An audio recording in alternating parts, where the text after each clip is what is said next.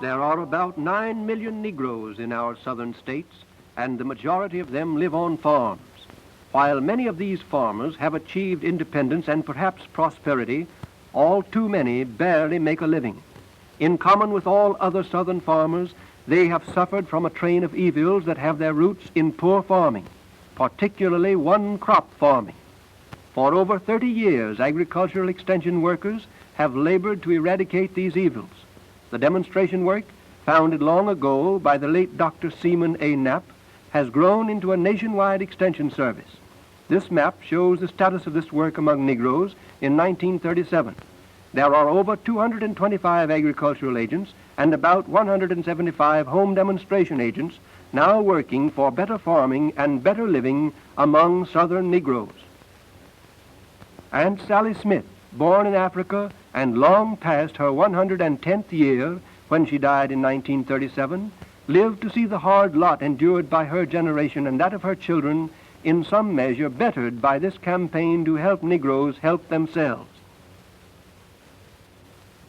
In the nature of things, extension work among the poorer farmers, living in houses like these, on small farms, often on unproductive soil, must deal with fundamentals. Thus, the problem of the Negro farmer is like the proverbial problem of lifting yourself by your own bootstraps. He has little or no cash income. It is no mere pleasantry to say that for these folks the hound dog is a useful farm animal, and that hunting and fishing are not sports primarily, but necessary means for providing fresh meat. Under such conditions, the farm agent's problem is one of making the most of small resources. Here, for example, is a one-room cabin in the cotton country. The farm, 3 acres of thin, sour land. The household, mind you, they all sleep together on pallets in this little cabin.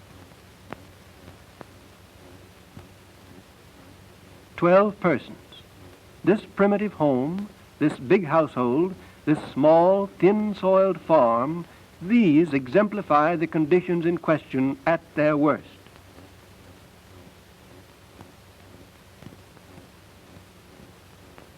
Live at home is the watchword of the extension program, and a good home garden the first objective, for otherwise a proper standard of physical well-being cannot be attained.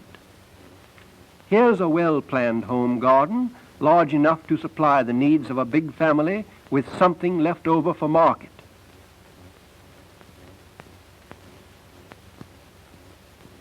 Another garden farther south, where okra is a garden staple. Where it is the practice to can surplus fruit and vegetables, such a garden may go far toward supplying the family living. In the truck-growing districts, many families make their living from the sale of vegetables. Here is a farm devoted largely to the growing of eggplant. Thus, the garden may be expanded to furnish most of the cash income of the farm. In any event, the garden remains a major feature of the extension program.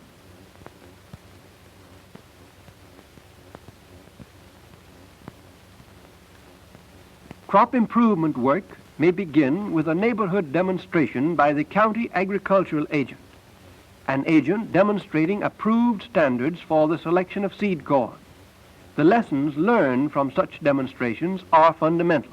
A county agent gives a group of his 4-H club boys a lesson in seed corn selection in the field.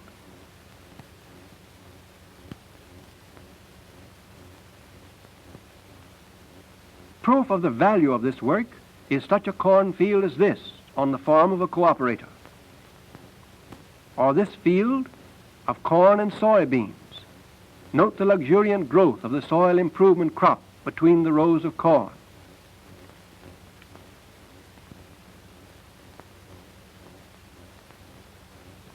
Harvesting tobacco on the land of a farmer who works in close cooperation with his county agent in the work that is being done to improve the methods of handling this crop.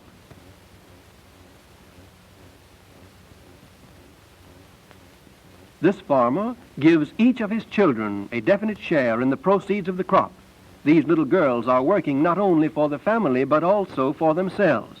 There's wholesome personal pride back of this dexterity. With the help of extension specialists, farmers in the peanut region are giving more and more consideration to the problems of handling this important crop. In certain districts, the extension workers have pushed the production of long staple cotton, a Negro family picking Sea Island cotton grown from seed secured through the help of the county agricultural agent. A group of 4-H Cotton Club boys, each delivering his bale to the warehouse. The success of each of these boys necessarily has a good effect on the cotton farming of his neighborhood. These bales are silent witnesses for the cause of better agriculture. Soil conservation is a major feature of the extension program. Farmers are urged to plow and cultivate on contours and follow other approved practices. A crew preparing for terracing under the direction of an extension agent. Note that the job is done with simple and inexpensive equipment. Such modern practice is becoming common among these farmers, as is the use of soil improvement crops, such as soybeans, cowpeas, lespedeza, Austrian winter peas, and vetch. Witness this fine stand of Japan clover. On the left, the farmer who grew this crop.